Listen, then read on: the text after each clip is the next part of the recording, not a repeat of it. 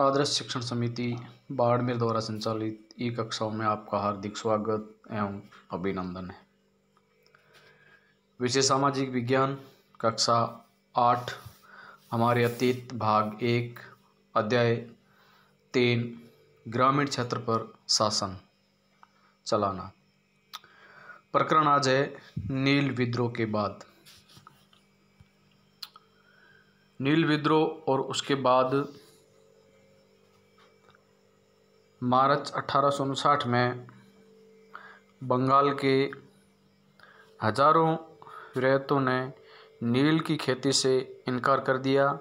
जैसे जैसे विद्रोह फैला, रैयतों ने बागान मालिकों को लगान चुकाने से भी इनकार कर दिया। वे तलवार भाले और तीर कमान लेकर नील की फैक्ट्रियों पर हमला करने लगे। औरतें अपने बर्तन लेकर लड़ाई में कूद पड़ी। बागान मालिकों के लिए काम करने वालों का सामाजिक बहिष्कार कर दिया गया। बागान मालिक की तरफ से लगान वसूली के लिए आने वाले गुमास्ता एजेंट की पिटाई की गई। रैयतों की कसम खा ली कि ना तो वे नील की खेती के लिए कर्जा लेंगे और न ही बागान मालिकों के लाठी गुंडों से डरेंगे। नील के किसान चुप बैठने को तैयार नहीं थे। क्यों? उन्हें बगावत की ताकत कहाँ से मिलती, इसकी कोई शक नहीं कि नील की खेती अत्यंत दमनात्मक थी। लेकिन जो लोग दबे होते हैं वे हमेशा बगावत नहीं करते, ऐसा कभी कभी ही होता है। 1859 में नील रैयतों की लगा कि बागान मालिकों के खिलाफ बगावत से उन्हें स्थानीय जमींदारों और मुखियाओं का भी समर्थन मिला। बहुत सारे गांवों में जिन मुखियाओं से नील के अनुबंध पर जबरन दस्तखत करवाए गए थे, उन्होंने ही नील किसानों की इकट्ठा किया और लठियाली के साथ आमने सामने की लड़ाई लड़ी। कई स्थानों पर रैयतों को बगावत के लिए उकसाते हुए खुद जमींदार गांव-गांव घूमने लगे। जमींदार उस बात से परेशान थे कि बागान मालिकों की ताकत बढ़ती जा रही थी और बागान मालिक जबरन लंबे समय के लिए उनसे ज़मीन ले लेते थे। नील के किसानों को ये भी लग रहा था कि अंग्रेज़ सरकार भी संघर्ष से उनका साथ देगी। 1857 के बगावत के बाद ब्रिटिश सरकार एक और व्यापक विद्रोह के खतरे से डरी हुई थी।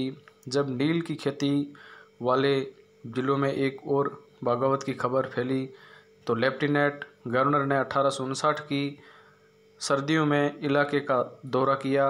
रैयतों को लगा कि सरकार उनकी दुर्दशा से परेशान है।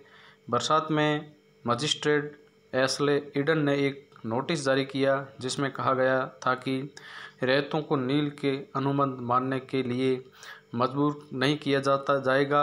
इस नोटिस के आधार पर लोगों ने यह खबर फैला दी कि रानी विक्टोरिया ने नील की खेती न करने का हुक्म दे दिया है। ईडन किसानों को शांत करने और विस्फोटक स्थितियों को नियंत्रित करने की कोशिश कर रहे थे। उसकी कार्रवाई को किसानों ने अपने विद्रोह का समर्थन मान लिया। जैसे जैसे विद्रोह फैला, कलकत्ता के पढ़े लिखे लोग भी नील जिलों की ओर चल पड़े। उन्होंने रैयतों की दुर्दशा, बागान मालिकों की जोर जबरदस्ती और अत्याचारी नील व्यवस्था के बारे में लिखा।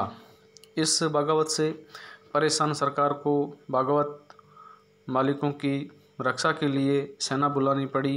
नील उत्पादन व्यवस्था की जांच करने के लिए एक नील आयोग का भी बना दिया गया। इस आयोग ने बागान मालिकों को दोषी पाया और ज़बरदस्ती के लिए उनकी आलोचना की। आयोग ने कहा कि नील का खेती रैयती के लिए फायदे का सौदा नहीं है। आयोग ने रैयतों से कहा कि वे मौजूदा अनुबंध को पूरा करें, लेकिन आगे से वे चाहे तो नील की खेती बंद कर सकते हैं।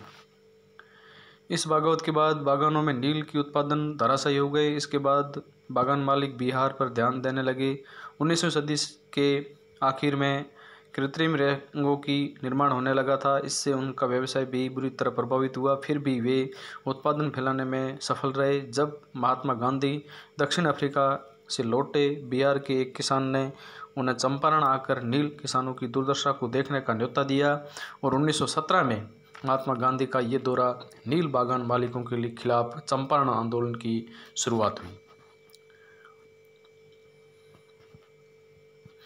आइए कल्पना करें, एक किसान को नील की खेती के लिए मजबूर किया जा रहा है।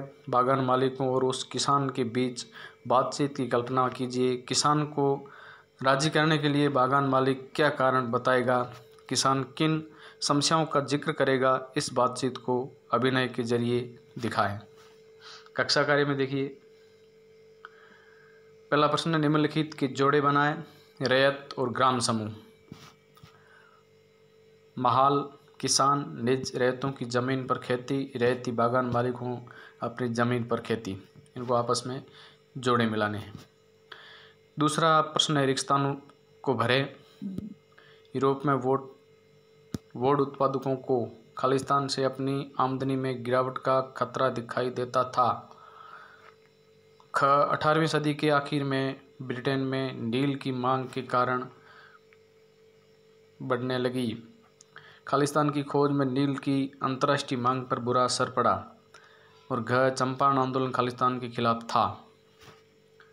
गृह कार्य में तीसरा प्रश्न, स्थायी बंदोबस्त के मुख्य पहलुओं का वर्णन करना है। चौथा प्रश्न है, महलवारी व्यवस्था स्थायी बंदोबस्ती के मुकाबले कैसे अलग थी। पांचवा है, राजस्व निर्धारण की नई मुनरो व्यवस्था के कारण पैदा हुई समस्याएं बताइए। छठा प्रश्न है, रैयत नील की खेती में क्यों कतरा रहे थे। सातवां है, किन परिस्थितियों के में बंगाल में नील का उत्पादन धराशायी हो गया। आठवां प्रश्न, चंपारण आंदोलन और उसमें महात्मा गांधी की भूमिका के बारे में जानकारी इकट्ठा करें। भारत के शुरुआती चाय और कॉफ़ी बागानों का इतिहास में देखें। ध्यान दें कि बागानों में काम करने वाले मजदूरों और नील के बागानों में काम करने वाले मजदूरों के जीवन में क्या समस्याएं और फर्क थे। इस प्रकार से आज ये आपका तीसरा अध्याय यहीं समाप्त होता है।